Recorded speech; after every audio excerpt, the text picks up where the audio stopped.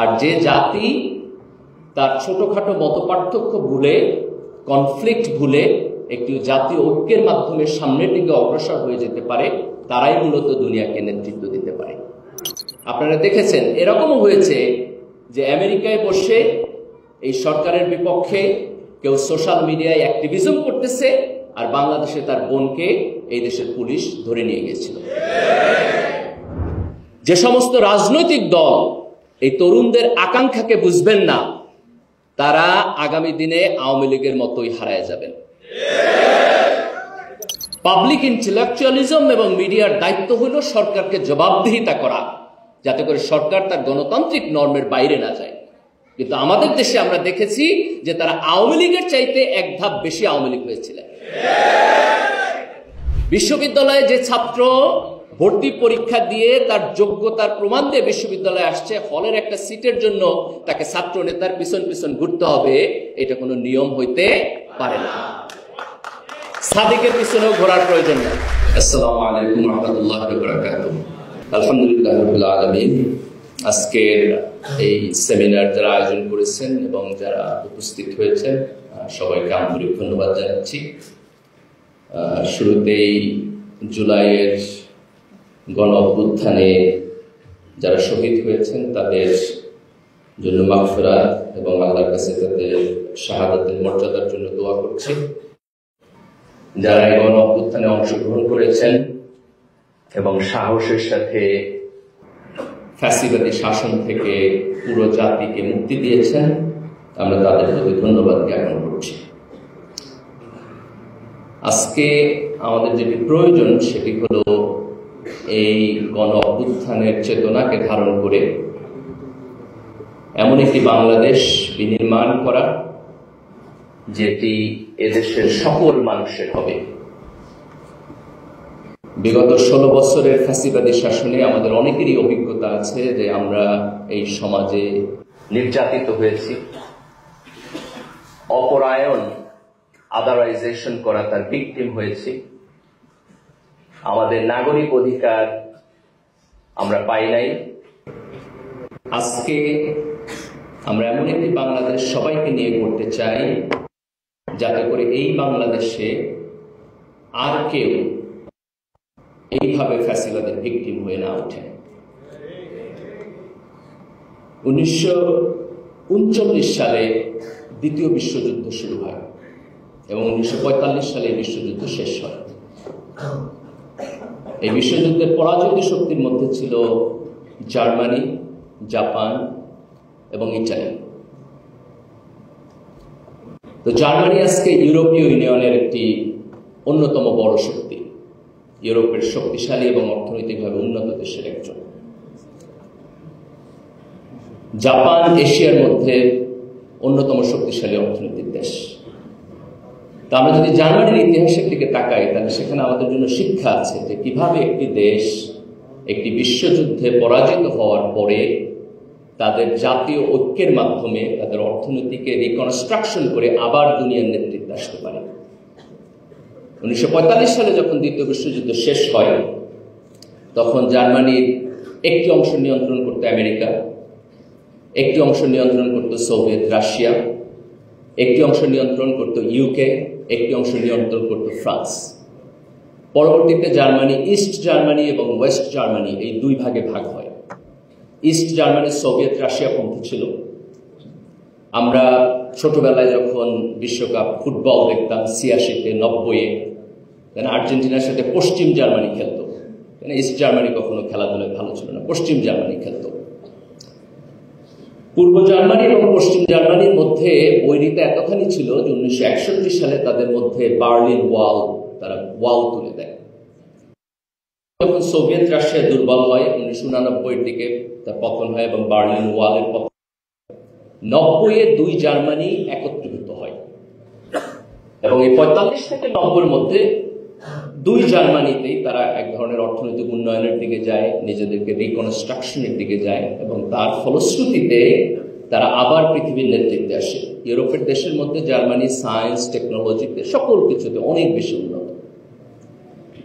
এবার আমরা একটা কন্ট্রাস্টিং উদাহরণ দেখি, আমাদের খুব কাছের দেশ আফগানিস্তান। 1979 সালে আফগানিস্তানে সোভিয়েত রাশিয়া ইনভেড করে। তখন আফগানিস্তানের যে সরকার ছিল সেই সরকারকে হেল্প করার জন্য রাশিয়া সেখানে ইনভেড করে। তো রাশিয়া ইনভেড করার পরে আফগানিস্তানে রাশিয়ান আগ্রাসনের বিপক্ষে সংগ্রাম শুরু হয়, মুজাহিদদের সংগ্রাম শুরু হয়, এবং এই সংগ্রামে আমেরিকা এবং পাকিস্তান তাদেরকে সহায়তা করে। তো তারা যখন আমেরিকার পক্ষের ছিল তখন তারা ছিল স্বাধীনতা সংগ্রামী, আর আপনি যখন আমেরিকার বিপক্ষে চলে যাবেন তখন তারা বলবে টেরোরিস্ট। বাংলাদেশে আপনি যদি তাদের পক্ষে হন তাহলে আপনি মুক্তিযুদ্ধের শক্তি, আর যদি বিপক্ষে থাকেন তাহলে আপনি রাজাকার। তো এটা পুরাতন গেম। কিন্তু এখানে ইন্টারেস্টিং পয়েন্ট হলো 1989 সালে সোভিয়েত রাশিয়ার আগ্রাসনের বিপক্ষে যারা যুদ্ধ করতেছিল তারা বিজয় লাভ করে। কিন্তু আফগানিস্তান যেটি করতে ব্যর্থ হয় সেটি হলো যে রাশিয়ান আগ্রাসনের সমাপ্তিকরণের পরে একটি জাতীয় ঐক্যের মাধ্যমে তাদের দেশকে রিবিল্ড করা, এই কাজে তারা ব্যর্থ হয়। যারা ওয়ার লর্ড ছিল, যারা যুদ্ধে অংশগ্রহণ করছে, তারা একজন আর একজনের সাথে ইনফাইটে জড়িয়ে পড়ে, 2-3টা গ্রুপ হয়। এই আভ্যন্তরীণ যুদ্ধ চলার মধ্য দিয়ে তারপরে এক সময় সেখানে তালেবান সরকার আসে, তারপরে আমেরিকান আগ্রাসন হয়। কিন্তু আমরা জার্মানিতে যে ইতিহাস দেখেছি, যে অর্থনৈতিক ডেভেলপমেন্টের ইতিহাস দেখেছি, তার জাতিকে রিকনস্ট্রাকশনের ইতিহাস দেখেছি, সেই ইতিহাস আমরা আফগানিস্তানে দেখি নাই। এই যে তারা জাতীয় ঐক্য তৈরি করতে পারলো না, তার ফলশ্রুতি হলো যে আপনি অর্থনৈতিক প্যারামিটারে পিছিয়ে থাকবেন। আর যে জাতি তার ছোটখাটো মতপার্থক্য ভুলে, কনফ্লিক্ট ভুলে একটি জাতীয় ঐক্যের মাধ্যমে সামনের দিকে অগ্রসর হয়ে যেতে পারে, তারাই মূলত দুনিয়াকে নেতৃত্ব দিতে পারে। আজকে দেখেন আমাদের এশিয়ার মধ্যে সিঙ্গাপুর এবং মালয়েশিয়া অর্থনৈতিকভাবে উন্নত দেশ। সিঙ্গাপুরে 15% মালয় জনগোষ্ঠী আছে, 8% ইন্ডিয়ান জনগোষ্ঠী আছে। কোনোদিন আপনি শুনছেন যে সিঙ্গাপুরে তাদের ধর্মীয় কারণে একজন আরেকজনের সাথে সাম্প্রদায়িক দাঙ্গা করছে? আজকে মালয়েশিয়াতে দেখেন, মালয়েশিয়াতে 24% চাইনিজ পপুলেশন আছে। তো সেখানে মালয় এবং চাইনিজ তার একসাথে বসবাস করছে। তো এই যে একটি উন্নত ডেমোক্রেটিক সিস্টেম, যেখানে আমার ধর্ম, আমার ভাষা, আমার রেস, আমার এথনিসিটি এবং আমার রাজনৈতিক মতপার্থক্য, এই সব কিছুকে আমি একটি জাতীয় পরিচয়ের মধ্যে এনে, একটা সিভিল সিস্টেমের মধ্যে এনে আমরা একসাথে একটি দেশকে সামনের দিকে এগিয়ে নিয়ে যাব। বাংলাদেশে এই অ্যাপ্রোচটি অনুপস্থিত ছিল, এবং গত 16 বছরের আওয়ামী লীগের যে ফ্যাসিবাদী রাজনীতি, তার শুরুই ছিল বিভাজনের মধ্য দিয়ে, তার শুরুই ছিল পক্ষ বিপক্ষের মধ্য দিয়ে। আজকে জুলাইয়ের অভ্যুত্থানের একটি বড় অর্জন হলো যে আমরা এই বিভাজনের রাজনীতিকে আমাদের পিছনে ফেলে এসেছি। আজকে কোনো রাজনৈতিক দলকে, কোনো রাজনৈতিক গ্রুপকে আমরা কখনো কখনো সেই একই ল্যাঙ্গুয়েজে কথা বলতে দেখি। এটা সেই এই দেশের তরুণ প্রজন্ম এই ফ্যাসিবাদের বিপক্ষে দাঁড়িয়ে এই গণ অভ্যুত্থানের মধ্য দিয়ে যে বাংলাদেশ তৈরি করছে, তার স্বপ্ন হলো আমরা বাংলাদেশি জাতীয়তাবাদকে সামনে রেখে আমরা সবাই মিলে একটি ঐক্যবদ্ধ বাংলাদেশ করব। এই অভ্যুত্থানের মৌলিক চেতনার মধ্যে গণতন্ত্র ছিল। হাসিনার সময় আমরা কথা বলতে পারতাম না। আপনারা দেখেছেন এরকমও হয়েছে যে আমেরিকায় বসে এই সরকারের বিপক্ষে কেউ সোশ্যাল মিডিয়ায় অ্যাক্টিভিজম করতেছে, আর বাংলাদেশে তার বোনকে এই দেশের পুলিশ ধরে নিয়ে গিয়েছিল। এ তো নাৎসিদের মতো কাজ করেছে তারা। এই যে রাজনীতি, এই যে অপারেশন, এই রাজনীতির বিপক্ষে দাঁড়িয়ে একটি সুস্থ গণতান্ত্রিক রাজনীতি বিনির্মাণ আমাদের জুলাইয়ের গণ অভ্যুত্থানের চেতনা। জুলাইয়ের গণ অভ্যুত্থানের যে আন্দোলন, সেটি শুরু হয়েছিল বৈষম্য বিরোধী ছাত্র আন্দোলনের মধ্য দিয়ে, যে সরকারি চাকরিতে যে কোটা সিস্টেম, এটি অবলোপনের মধ্য দিয়ে আমরা বৈষম্যের অবসান চাই। আগামী দিনে আমরা এই দেশের রাজনীতির মধ্যে ইনসাফ দেখতে চাই। আমরা ইনসাফের মধ্য দিয়ে এই দেশের সকল নাগরিকের জন্য একটি সুষ্ঠু এবং সুন্দর পলিটিক্যাল সিস্টেম আমরা এই দেশে দেখতে চাই। আজকে অর্থনৈতিক উন্নয়নের জন্য মানুষের যে অ্যাসপিরেশন, যে আমি বিশ্ববিদ্যালয়ে পড়াশোনা করেছি, আমার একটা চাকরির অধিকার আছে যদি আমি যোগ্যতা সম্পন্ন হই, আমি কোন জায়গা থেকে এসেছি, আমি কোন জেলার লোক, আমি কোন রাজনীতিতে বিশ্বাস করি, আমি কার সন্তান, এই আইডেন্টিটির কারণে আমার যোগ্যতাকে কেউ যেন আন্ডারএস্টিমেট না করে। এই অর্থনৈতিক অ্যাসপিরেশন তো আমাদের 1971 সালেও ছিল না? 70-এর নির্বাচনে এই দেশের মানুষ ভোট দিয়েছে। সেই ভোটে যখন আমরা জয়লাভ করলাম, পশ্চিম পাকিস্তানের এলিট পলিটিক্যাল ক্লাসের লোকেরা বলল এই পার্লামেন্ট চলবে না। তো এই যে আমার অধিকার থেকে বঞ্চিতকরণ, তার জন্যই তো 71-এর মুক্তিযুদ্ধ হয়েছে। তাহলে আজকে এই 24-এর যে জুলাইয়ের যে গণ অভ্যুত্থান, সেটিও তো মানুষের অর্থনৈতিক অ্যাসপিরেশন এবং তার ইনসাফের জন্য হয়েছে। তাহলে 24-এর গণ অভ্যুত্থানের চেতনা কি মুক্তিযুদ্ধের পরিপন্থী? এটা কি মুক্তিযুদ্ধের চেতনার পরিপন্থী? যদি মুক্তিযুদ্ধের চেতনা ফ্যাসিবাদ হয় তাহলে তার পরিপন্থী। যদি মুক্তিযুদ্ধের চেতনা হয় হাজার হাজার কোটি টাকা পাচার করা, তাহলে সেই চেতনার পরিপন্থী। যদি মুক্তিযুদ্ধের চেতনা হয় 3-3টে ইলেকশন চুরি করা, তাহলে সেই চেতনার পরিপন্থী। আজকে আমাদের দেশের যে এলিট আরবান ক্লাস, হাসিনার ফ্যাসিজম তো হাসিনা একলা করে নাই। এই দেশের এলিট আরবান ক্লাস তাকে আনকন্ডিশনাল সাপোর্ট দিছে। হাসিনা যখন যারে তারে রাস্তায় রাজাকার বলছে, তারা সমর্থন দিচ্ছে না? আজকে সেই সমর্থনের কারণে তারাও ভিকটিম হয়েছে। এখান থেকে আমাদের শিক্ষা, আপনি যদি আরেকজনের জন্য ইনসাফ চাইতে না পারেন, তাহলে আপনার নিজের ইনসাফও সমাজে থাকবে না। এটা আমি যদি সমাজে আমার জন্য ইনসাফ চাই, তাহলে সমাজের প্রত্যেক মানুষের জন্য আমাকে ইনসাফ চাইতে হবে। আজকে বাংলাদেশ অর্থনৈতিকভাবে যেখানে দাঁড়িয়ে আছে, আমরা তো সাউথ এশিয়ার মধ্যেও এখন নেতৃত্ব দিচ্ছি না। তাই আমরা মালদ্বীপের পিছনে, আমরা শ্রীলঙ্কার পিছনে, আমরা ভারতের পিছনে, আমরা এখানে থাকতে চাই না। আমরা এমন একটা বাংলাদেশ চাই যেখানে আগামী দিনে আমরা শুধু দক্ষিণ এশিয়া না, আমরা এশিয়ার মধ্যে নেতৃত্ব দেব। আমরা সিঙ্গাপুরের মতো দেশ হতে চাই। আকাশ থেকে দেখা সিঙ্গাপুর না, ঢাকার রাস্তায় গাড়ি চালায় গেলে সিঙ্গাপুর মনে হইব, এরকম সিঙ্গাপুর হতে চাই ইনশাআল্লাহ। এই দেশ এবং সমাজ যদি আমরা তৈরি করতে চাই, তাহলে আমাদেরকে সামনের দিকে তাকাতে হবে। আমরা কি করব তার প্ল্যান করতে হবে। অতীত এবং ইতিহাস এটা আমাদের জন্য জরুরি, সেখান থেকে শিক্ষা নিতে হবে। কিন্তু অতীতের মধ্যে বসবাস করা, অলওয়েজ অতীতের মধ্যে বসবাস করা, এটা কোনো ভালো কাজ না। এই দেশের তরুণ প্রজন্মকে সাথে নিয়ে আমাদেরকে সামনের দিকে যাইতে হবে। আমাদের জাতীয় ঐক্যমত তৈরি করতে হবে। জাতীয় ঐক্যমতের জন্য আমাদের কিছু কিছু বিষয়ে একমত হইতে হবে। আওয়ামী লীগের গত 16 বছরের শাসন ফ্যাসিবাদ ছিল, এই প্রশ্নে একমত হইতে হবে। এটা গণতন্ত্র ছিল না, এটা গণতন্ত্র ছিল না। আওয়ামী লীগ যতদিন পর্যন্ত স্বীকার না করবে যে সে ফ্যাসিবাদী শাসন প্রবর্তন করছে, ততদিন পর্যন্ত তাকে গণতান্ত্রিক রাজনৈতিক দল হিসাবে বিবেচনা করা যাবে না। এই 16 বছরের ফ্যাসিবাদ কোন লোকাল ফ্যাসিবাদ ছিল না। আমরা 90 গণতন্ত্রের জন্য আন্দোলন করছি। এরশাদ তখন ক্ষমতায় ছিলেন, আর্মির জেনারেল ছিলেন, কিন্তু উনি কোনো বাইরের দেশের হয়ে এই দেশে ভূমিকা পালন করেন নাই। যখন এরশাদের পতন হইল, এরশাদ জেলে গিয়েছেন। জেলে থেকে উনি 5টা ইলেকশন জিতছেন। আজকে যখন হাসিনার পতন হলো, তখন শেখ হাসিনা এখন কোথায়? কেন উনি ভারতে? ওনার তো বাংলাদেশে থাকার কথা। তাহলে এই ফ্যাসিবাদ ভারতীয় আধিপত্যবাদ। এই 16 বছরের ফ্যাসিবাদ ভারতীয় আধিপত্যবাদ। এই দেশের তরুণ প্রজন্ম এই আধিপত্যবাদকে না বলেছে। বাংলাদেশে আগামী দিনে কোনো পাকিস্তানপন্থীও থাকবে না, কোনো ভারতপন্থীও থাকবে না।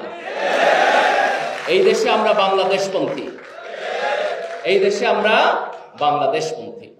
বাংলাদেশে তার গণতন্ত্র, তার অর্থনৈতিক উন্নয়ন, তার সমাজ বিনির্মাণ, তার রাষ্ট্র বিনির্মাণ, এটি হবে আমাদের রাজনৈতিক এজেন্ডা ইনশাআল্লাহ। জুলাইয়ের অভ্যুত্থান যদিও ছাত্রদের নেতৃত্বে হয়েছে, বিশ্ববিদ্যালয় থেকে শুরু হয়েছে, কিন্তু এই গণ অভ্যুত্থানে এই দেশের সকল শ্রেণী এবং পেশার মানুষ অংশগ্রহণ করেছে। এইখানে আওয়ামী লীগ বিরোধী এবং এই ফ্যাসিবাদী সিস্টেমের অংশ ছিল না এরকম সকল রাজনৈতিক দল অংশগ্রহণ করেছে। বিএনপি অংশগ্রহণ করেছে, জামাত ইসলাম অংশগ্রহণ করেছে, ছাত্র দল অংশগ্রহণ করেছে, ছাত্র শিবির অংশগ্রহণ করেছে। তাদের সবার এখানে কন্ট্রিবিউশন ছিল। আমাদের জাতীয় ঐক্যের জন্য এই কন্ট্রিবিউশনকে স্বীকার করতে হবে। যে সমস্ত ছাত্র নেতারা নেতৃত্ব দিয়েছেন তাদেরকে উদারভাবে স্বীকার করতে হবে যে সমাজের সকল শ্রেণী এবং পেশার মানুষ যদি এই গণ অভ্যুত্থানে এগিয়ে না আসতো তাহলে আমরা সফলতা পেতাম না। এমনকি আওয়ামী লীগের মধ্যেও যারা খুব বেশি খারাপ হয়ে যায় নাই, কিছুটা ভালো ছিল, তারাও শেষের দিকে গণ অভ্যুত্থানের পক্ষে নামছে। আমি তাদেরকে ধন্যবাদ জানাই। বহু কারণে মানুষ আওয়ামী লীগ করে, মুক্তিযুদ্ধের কারণে করে, তার অন্যান্য সফিস্টিকেশনের কারণে করে, কিন্তু আপনার একটা পয়েন্ট থাকতে হবে যে কোন পয়েন্টে আপনি আপনার লয়ালটি উইথড্র করবেন। হাসিনা যদি আপনাকে নিয়ে জাহান্নাম পর্যন্ত যায় তাহলে তার পিছন পিছন জাহান্নাম পর্যন্ত যাওয়া আপনার দায়িত্ব হইতে পারে না, কোন দেশপ্রেমিক নাগরিকের দায়িত্ব হইতে পারে না। সকল নাগরিকের এই বার থাকতে হবে যে ঠিক আছে আমি একটা রাজনৈতিক দলকে পছন্দ করি, কিন্তু কোন পর্যন্ত? তার চুরি ডাকাতি বদমাইশি যদি লিমিট ক্রস করে যায় তাহলে সে রাজনৈতিক দল থেকে আমার যেই লয়ালটি সেটি উইথড্র করতে হবে। এই কথা আওয়ামী লীগের জন্য সত্য, এই কথা বিএনপির জন্য সত্য, এই কথা জামাত ইসলামের জন্য সত্য। আমার মস্তিষ্ককে, আমার লয়ালটিকে আমি সীমানাহীন ভাবে কারো কাছে ছেড়ে দেব না, ইনশাআল্লাহ। তাহলে জুলাইয়ের গণ অভ্যুত্থানে সকল রাজনৈতিক দলের কন্ট্রিবিউশন ছিল, এটি আমাদেরকে স্বীকার করতে হবে। জাতীয় ঐক্যের জন্য এটা আমার প্রয়োজন। আমরা যদি অল্প কিছু লোক যদি মনে করে যে না জুলাইয়ের গণ অভ্যুত্থান আমি করেছি আর কেউ করে নাই, তাহলে তার মধ্যে দিয়ে আমাদের যে জাতীয় ঐক্য সেটি হবে না। মুক্তিযুদ্ধের পরে আমরা এই ভুলটাই করেছি। আমরা সবাই করি নাই, আওয়ামী লীগ করছে। মুক্তিযুদ্ধের ইতিহাসকে দলীয়করণ করছে, যেই কারণে মুক্তিযুদ্ধ কখনোই এই দেশের আপামর জনসাধারণের চেতনা হয়ে উঠতে পারে নাই। আজকে জুলাইয়ের অভ্যুত্থানের ক্ষেত্রে আমরা যেন সেটি না করি। জুলাইয়ের গণ অভ্যুত্থানে একটি বড় বৈশিষ্ট্য ছিল যে এই গণ অভ্যুত্থানে যারা নেতৃত্ব দিয়েছে, যারা রাস্তায় গিয়ে দাঁড়িয়েছে, যারা গুলি খেয়েছে, যারা শহীদ হয়েছে, তাদের মধ্যে এই দেশের তরুণ প্রজন্মের সংখ্যা বেশি। তাদের বয়স 25, 30, 35। এটা হচ্ছে এই আন্দোলনের সবচেয়ে ওয়ান্ডারফুল জিনিস। আজকে এই গণ অভ্যুত্থানের স্পিরিটকে ধারণ করে আমরা যদি সামনের দিকে যেতে চাই তাহলে তরুণদের আমাদের জাতির বিনির্মাণের যে প্রক্রিয়া তার মধ্যে তার পার্টিসিপেশনকে নিশ্চিত করতে হবে। যে সমস্ত রাজনৈতিক দল এই তরুণদের আকাঙ্ক্ষাকে বুঝবেন না তারা আগামী দিনে আওয়ামী লীগের মতোই হারায় যাবেন। আজকে বিএনপি এবং জামাত ইসলাম বাংলাদেশের দুইটা বড় রাজনৈতিক দল, আমি তাদেরকে অনুরোধ করব যে আপনারা তরুণদের আপনাদের রাজনীতির মধ্যে আরো বেশি করে নেন। আপনাদের স্থায়ী কমিটির অন্তত 50% লোকের বয়স 50-র নিচে হওয়া উচিত।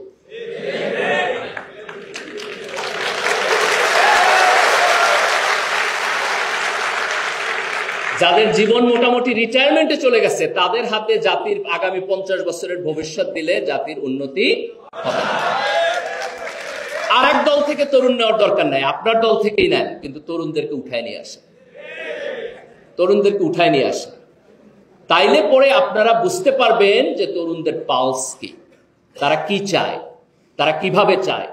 এবং এই তরুণদের সাথে যদি এই পার্টিসিপেশন রাজনৈতিক দলগুলো করতে না পারেন তাইলে পরে সামনের দিনে আপনারা আবার চ্যালেঞ্জের সম্মুখীন হবেন।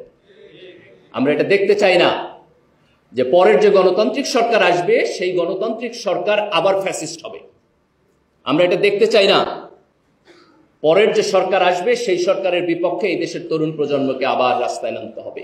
এই রিপিটেশন আমরা দেখতে চাই না, বরং আমরা দেখতে চাই যে আমরা একটা সুস্থ গণতান্ত্রিক প্রক্রিয়ার মধ্য দিয়ে যাব, যেখানে যেই দল সরকারে যাবে এবং যেই দল বিরোধী দলে থাকবে তারা একে অপরকে শ্রদ্ধা করবে। আমরা দেখতে চাই যে পার্লামেন্টে দাঁড়িয়ে তারা গঠনমূলক বিতর্ক করে। আমরা দেখতে চাই যে তারা এই দেশের জনগণের কাছে যান, তাদেরকে আকৃষ্ট করার চেষ্টা করেন। প্রিয় ভাইরা, জুলাইয়ের গণ অভ্যুত্থানের এই ঐক্য যদি আমরা তৈরি করতে পারি তারপরে আমাদের কাজ হচ্ছে এই গণ অভ্যুত্থানের চেতনাকে সংরক্ষণ করা, ধারণ করা এবং আগামী প্রজন্মকে এই চেতনার মধ্য দিয়ে বড় করা। আজকে জন্য খুব গুরুত্বপূর্ণ একটা কাজ হচ্ছে জুলাই অভ্যুত্থানের সাথে রিলেটেড সকল কিছুকে ডিজিটাল আর্কাইভিং এর মাধ্যমে সংরক্ষণ করা। এটা সরকারকে উদ্যোগ নিতে হবে অতি দ্রুত। মুক্তিযুদ্ধের ইতিহাস নিয়ে যে বিতর্ক আছে, আমরা চাই না যে জুলাইয়ের গণ অভ্যুত্থানের ইতিহাস নিয়ে একই বিতর্কের সূচনা হোক। আমরা চাই আমরা যেন ক্লিয়ারলি বুঝি যে এখানে কি হয়েছে, আগামী দিনের তরুণ প্রজন্ম যেন জানে এই ইতিহাস। আমাদের শিক্ষা ব্যবস্থায় জুলাইয়ের গণ অভ্যুত্থানের গল্প আসতে হবে, আমাদের বইয়ে জুলাইয়ের গণ অভ্যুত্থানের গল্প আসতে হবে, আমাদের ছাত্রদের ক্লাসরুমে জুলাইয়ের গণ অভ্যুত্থানের গল্প আসতে হবে, আমাদের মিডিয়ায় জুলাইয়ের গণ অভ্যুত্থানের গল্প আসতে হবে। আমরা অত্যন্ত দুঃখজনকভাবে দেখেছি যে আওয়ামী লীগের এই যে ফ্যাসিবাদের বয়ান, যেটার মধ্য দিয়ে তারা তৈরি করেছে, অনেক মিডিয়া তাদের এই ফ্যাসিবাদের বয়ানকে শক্তিশালী করার জন্য কাজ করেছে। It's a shame. Public intellectualism এবং মিডিয়ার দায়িত্ব হলো সরকারকে জবাবদিহিতা করা, যাতে করে সরকার তার গণতান্ত্রিক নর্মের বাইরে না যায়। কিন্তু আমাদের দেশে আমরা দেখেছি যে তারা আওয়ামী লীগের চাইতে এক ধাপ বেশি আওয়ামী লীগ হয়েছিলেন, এবং এই লিস্টে আমাদের বিশ্ববিদ্যালয়ের শিক্ষকরাও বাদ পড়েন নাই অনেকে। It's a shame. আমাদের আলেমদের অনেকেও বাদ পড়েন নাই। তো একটা জাতির শিক্ষক, আলেম, মিডিয়া, পাবলিক ইন্টেলেকচুয়াল সবাই যদি করাপ্ট হয়ে যায়, তাহলে তো সে জাতি উন্নতি হবে না। তাহলে আগামী দিনে আমরা চাই যে আমাদের সিভিল সোসাইটি, আমাদের মিডিয়া, আমাদের ইন্টেলেকচুয়াল, তারা সবাই এই জুলাইয়ের গণ অভ্যুত্থানের যেই স্পিরিট সেটিকে ধারণ করবে। আমাদের ছাত্র রাজনীতির মডিফিকেশন দরকার। ছাত্রলীগ যেই রাজনীতি বিশ্ববিদ্যালয় ক্যাম্পাসে করেছে, ছাত্র রাজনীতি যদি সেই জায়গায় থাকে, তাহলে এই ছাত্র রাজনীতি ক্যাম্পাসে থাকার কোনো প্রয়োজন নাই। যদি আমি নিজেও ছাত্র রাজনীতি করে এসেছি, কিন্তু আমি ব্যক্তিগতভাবে ছাত্র রাজনীতি নিষিদ্ধের পক্ষে। বিশ্ববিদ্যালয় ক্যাম্পাসে ছাত্র রাজনীতির যে ফর্ম আমাদের দেশে আছে, এই ছাত্র রাজনীতি আমাদের কোনো উপকার করে না।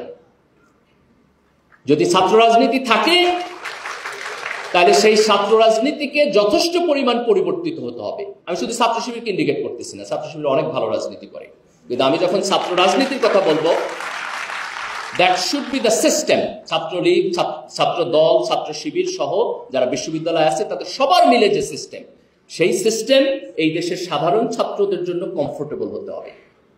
একজন বিশ্ববিদ্যালয়ের ছাত্র বিশ্ববিদ্যালয়ে পড়তে যাচ্ছে, আপনি তাকে ফিজিক্যালি টর্চার করতেছেন, এইটা কোন সভ্যতার সীমানার মধ্যে পড়তে পারে না।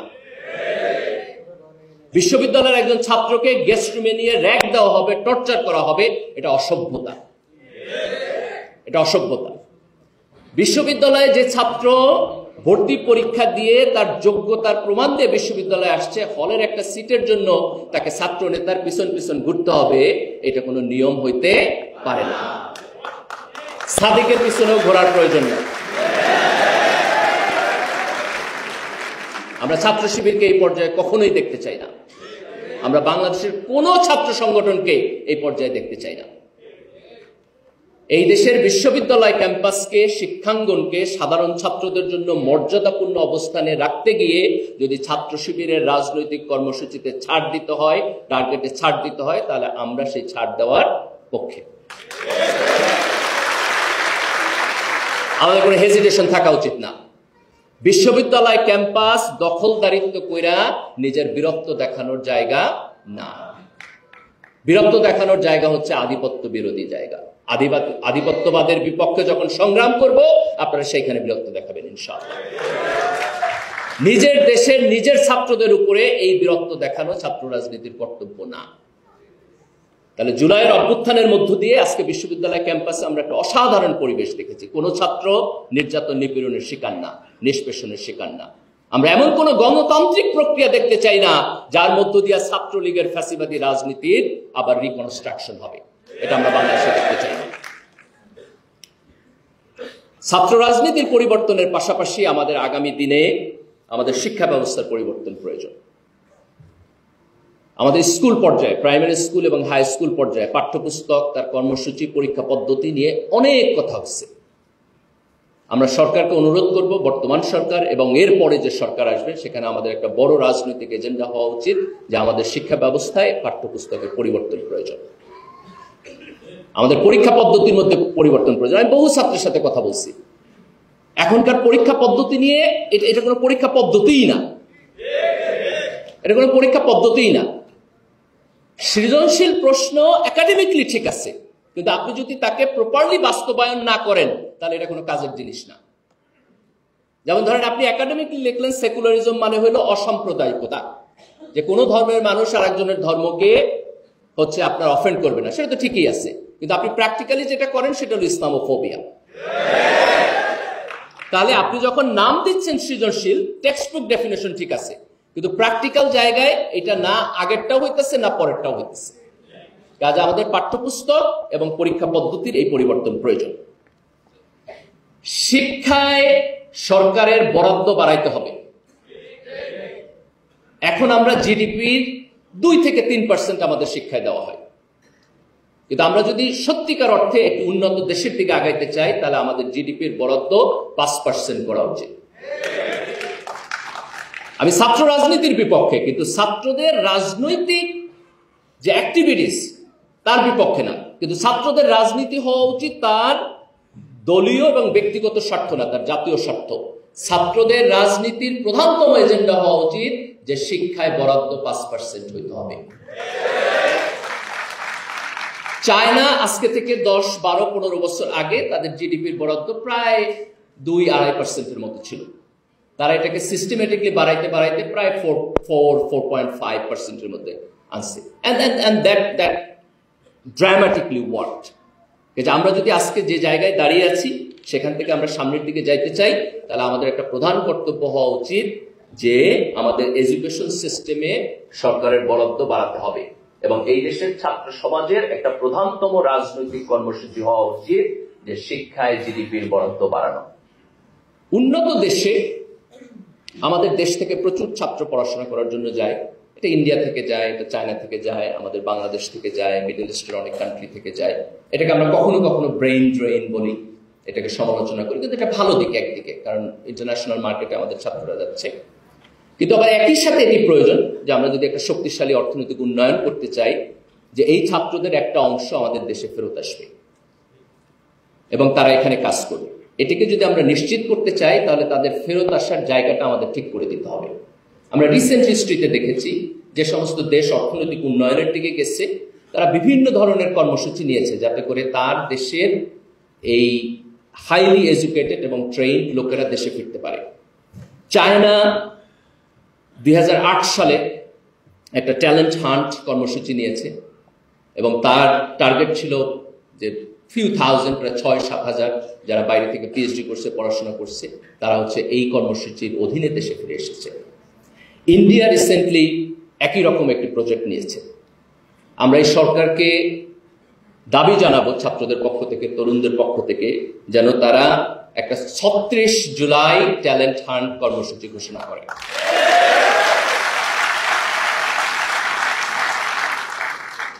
যারা আওয়ামী লীগের সময় রেজাল্ট ভালো করছে কিন্তু রাজনৈতিক অপারেশনের কারণে ভালো জায়গায় নিয়োগ পায় নাই, যারা ডেপ্রাইভড হয়েছে, যারা দেশ ছেড়ে গেছে, যারা এখন মনে করতেছে যে এই দেশে আমি ফেরত আসবো কি আসবো না, আমরা তাদেরকে অনুরোধ করব যে জুলাইয়ের গণ অভ্যুত্থানের চেতনার প্রতি সম্মান জানায় যেন তারা দেশে ফিরে আসে। আর সরকারকে আমরা অনুরোধ করব তারা যেন তাদেরকে ফেরত আনার জন্য একটা ট্যালেন্ট হান্ট কর্মসূচি তারা শুরু করে। আমরা যদি আমাদের দেশের মেধাবী সন্তানদেরকে তাদের যোগ্যতা অনুযায়ী সম্মান দিতে পারি এবং প্লেসমেন্ট দিতে পারি এবং দলের যে দলীয় কনফ্লিক্ট সেটার বিয়ন্ডে উঠে জাতীয় স্বার্থকে সামনে রেখে আমরা তাদেরকে দেশপ্রেমে উদ্বুদ্ধ করতে পারি, তাইলেই পরে এই জাতীয় ঐক্যের মধ্য দিয়ে আমরা বাংলাদেশকে একটা শক্তিশালী রাষ্ট্র হিসেবে গড়ে তুলতে পারব। আমি সর্বশেষ তরুণ প্রজন্মকে অ্যাড্রেস করে কিছু বলতে চাই। এই জুলাইয়ের অভ্যুত্থানের মূল কারিগর হচ্ছে তারা। আমরা আশা করতেছি যে আমরা 1-2 বছরের মধ্যে বর্তমান সরকারের নেতৃত্বে যে সংস্কার কার্যক্রম হচ্ছে সেগুলো কমপ্লিট করে আমরা একটা গণতান্ত্রিক প্রক্রিয়ায় ফেরত যেতে পারবো। এই গণতান্ত্রিক প্রক্রিয়ায় যদি সুষ্ঠু নির্বাচন হয়, তাইলে পরে আমাদের যেটি দায়িত্ব সেটি হচ্ছে সৎ এবং যোগ্য ব্যক্তিকে অ্যাসেস করে তাকে ভোট দেওয়া। গণতন্ত্র একটা ভালো সিস্টেম, কিন্তু এই সিস্টেমের মধ্যে নাগরিকদের সংখ্যাগরিষ্ঠ অংশ যদি সঠিক বিবেচনায় সঠিকভাবে তার ভোটিং পাওয়ার এক্সারসাইজ না করে, তাহলে গণতন্ত্রের মধ্য দিয়ে ভালো লোক নির্বাচিত হয়ে সংসদে যাবে না। তো আমরা যদি চাই যে আমাদের গণতন্ত্র শক্তিশালী হোক, তাহলে আমাদের রাজনৈতিক দলকে শক্তিশালী করতে হবে, রাজনৈতিক দলের মধ্যে ভালো রাজনীতিবিদ থাকতে হবে, এবং ভোটিং এর সময় জনগণের দায়িত্ব হলো তুলনামূলকভাবে ভালো লোককে ভোট দিয়ে সংসদে পাঠানো। আমি তরুণ প্রজন্মের কাছে অনুরোধ করব যে দলীয় লয়ালটি থেকে ভোট দেওয়ার যে কালচার, আপনারা এটি থেকে বের হয়ে আসেন। মার্কা দেখে ভোট দেওয়ার যে কালচার, আমরা যেন এটি থেকে বের হয়ে আসতে পারি। ব্যক্তিকে দেখে আপনি ভোট দেন। যে ব্যক্তির টাকা বেশি তাকে না, যে ব্যক্তি প্রচারণা বেশি করে তাকে না, যে ব্যক্তির সিভি বেটার, তার সিভি দেখেন, যার সততা ভালো, যে যেটা বলে সেটা মিন করে, যার অর্থনৈতিক অসততা নাই। আমরা যদি তুলনামূলকভাবে সৎ এবং যোগ্য ব্যক্তিকে আইডেন্টিফাই করে তাকে ভোট দেই এবং এই প্যাটার্ন যদি শুরু হয়, তাহলে যারা সৎ এবং যোগ্য ব্যক্তি তারাও রাজনীতিতে আসতে চাইবে সকল দলের ক্ষেত্রে।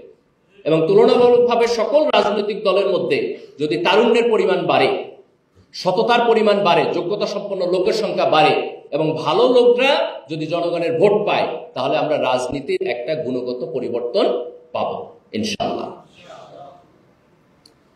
দ্বিতীয় হচ্ছে বিপ্লবে ফ্যাসিবাদের বিপক্ষে, আধিপত্যবাদের বিপক্ষে আমাদেরকে রাস্তায় নামতে হবে, এটি সত্য। কিন্তু একই সাথে আমাদেরকে পড়াশোনার টেবিলেও ফিরতে হবে। দিনের শেষে আমরা যদি আমাদের যোগ্যতাকে না বাড়াই, আমরা যদি কম্পিটেন্ট হয়ে না উঠি, তাহলে আমরা সারা দুনিয়ার এখন যে কম্পিটিটিভ ওয়ার্ল্ড, সেখানে আমরা পিছিয়ে পড়ব। আমরা ভারতীয় আধিপত্যবাদের কথা বলি, কিন্তু আমরা যদি ভারতের চাইতে অধিক যোগ্যতা সম্পন্ন না হইতে পারি, তাহলে কোনো না কোনোভাবে তাদের আধিপত্যবাদ আমাদের দেশে এফেক্টিভ হবে। দ্য ওনলি ওয়ে আমরা যদি এটাকে কমব্যাট করতে চাই, তাহলে আমাদের যে তরুণ প্রজন্ম, তাদেরকে এফেক্টিভ ম্যান পাওয়ারে পরিণত করতে হবে। কাজে তারুণ্যের একটা বড় কাজ হচ্ছে পড়াশোনার টেবিলে ফেরত যাওয়া, একটা বড় কাজ হচ্ছে তার যোগ্যতাকে বাড়ানো, একটা বড় কাজ হচ্ছে আজকের দুনিয়ায় যারা নেতৃত্ব দিচ্ছে তাদের সমপরিমাণ যোগ্যতা অথবা তাদের চাইতেও বেশি যোগ্যতা আমাদেরকে অর্জন করতে হবে।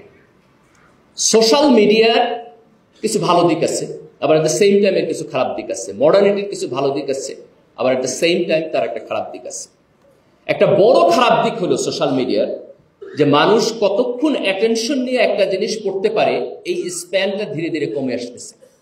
আগে মানুষ লম্বা বই পড়তো, এখন মানুষ ফেসবুক পোস্ট করে, পোস্টের মধ্যে ছোট হইলে সেটা বেশি পড়ে, পড়ার চাইতে ভিডিও বেশি দেখে, এরপর ভিডিও আরো ছোট হয়ে রিল হইলে আরো বেশি দেখে।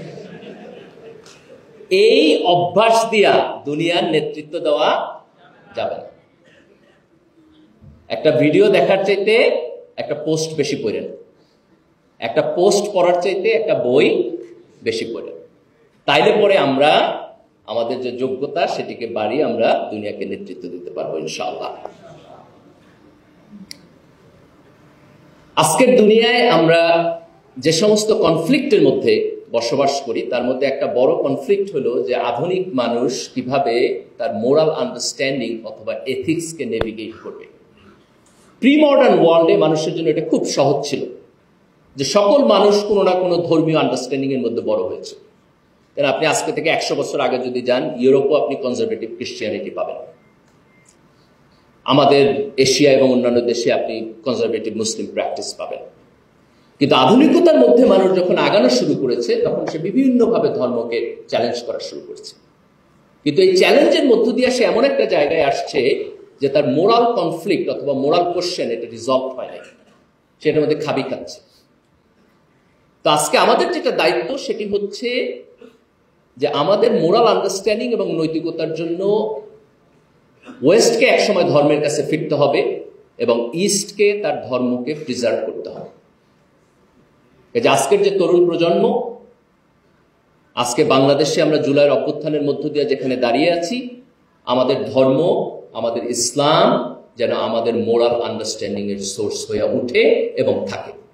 এটা আমাদেরকে দ্ব্যর্থহীনভাবে বলতে হবে। কাজে আমরা যখন ইসলামী মূল্যবোধের কথা বলি, আমরা কিন্তু সাম্প্রদায়িকতার কথা বলি না, তাই না? দুই জিনিস। যেমন আমরা যখন ভারতীয় আধিপত্যবাদের বিরোধিতার কথা বলি, আমরা কিন্তু ভারতের বিরোধিতার কথা বলি না। ভারত আধিপত্যবাদ ছেড়ে দেখ, তাহলে তারা আমার বন্ধু। আমরা যখন আওয়ামী লীগের ফ্যাসিবাদের বিরোধিতা করি, আমরা কিন্তু আওয়ামী লীগের বিরোধিতা করি না। আওয়ামী লীগ যদি বাকশাল ছেড়ে দেয়, আওয়ামী লীগ যদি হাসিনার ফ্যাসিবাদ ছেড়ে দেয়, অথবা যারা বাকশাল করছে এবং যারা ফ্যাসিবাদ করছে তাদেরকে ছেড়ে দেয়, তাহলে আওয়ামী লীগকে আমাদের রাজনৈতিক ল্যান্ডস্কেপে আমাদের ওয়েলকাম জানাইতে কোনো প্রবলেম নাই। কিন্তু আপনি আবার বাকশাল নিয়ে আসবেন, আপনি আবার 16 বছরের ফ্যাসিবাদ নিয়ে আসবেন, আমার গণতান্ত্রিক স্পেসে তো তার জায়গা নেই। তো আজকে আমরা খুব স্পষ্টভাবে বলতে চাই যে আগামী দিনের বাংলাদেশ ইনশাআল্লাহ ইসলামী মূল্যবোধের বাংলাদেশ হবে। আগামী দিনের বাংলাদেশ ধর্মীয় মূল্যবোধের বাংলাদেশ হবে। আগামী দিনের বাংলাদেশ এই দেশের তরুণ প্রজন্মের বাংলাদেশ হবে। আগামী দিনের বাংলাদেশ আমাদের জাতীয় ঐক্যের বাংলাদেশ হবে। এই বাংলাদেশে পক্ষ বিপক্ষের বিভাজনের যে ফ্যাসিস্ট রাজনীতি, আমরা তাকে অতিক্রম করে এসেছি ইনশাআল্লাহ। আল্লাহ সুবহানাহু ওয়া তাআলা আমাদের তৌফিক দান করুক, যাতে করে আমরা এই গণ অভ্যুত্থানের যে চেতনা, যে স্পিরিট, তাকে ধারণ করতে পারি। যারা শহীদ হয়েছেন, যারা রক্ত দিয়েছেন, আমরা যেন তাদের প্রতি সুবিচার করতে পারি এবং আগামী দিনে আমরা যেন এই দেশের শিক্ষা, এই দেশের রাজনীতি, এই দেশের সংস্কৃতি সবকিছুকে আমরা বদলে দিতে পারি ইনশাআল্লাহ। আল্লাহ সুবহানাহু ওয়া তাআলা আমাদের সেই তৌফিক দান করুক। আমিন। আসসালামু আলাইকুম ওয়া রাহমাতুল্লাহি ওয়া বারাকাতুহু।